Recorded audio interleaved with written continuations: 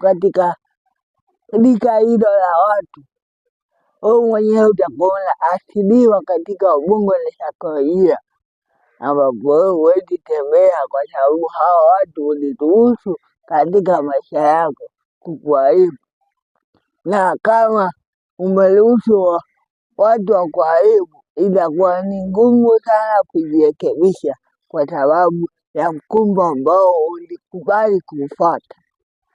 Kwa sababu hiyo, mkumbo huo ambao unataka ambao uliamua kufuata, ndio ambao unakutayarisha matokeo mabovu katika maisha.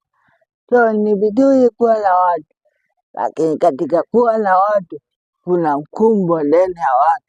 Je, unachagua ni mkumbo gani wa watu ambao utakao kujenga na sio kubomoa? Kuwa na watu wengi sio sifa, lakini kuwa na watu ambao wana manufaa katika maisha itakusaidia sana kutokana na mkumbo.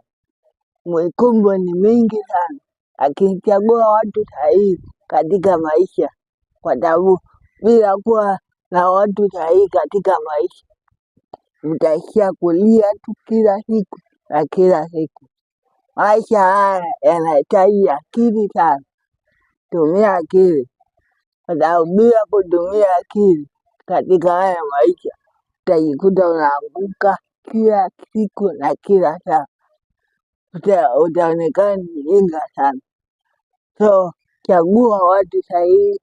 Ni kweli ni muhimu kuwa na watu,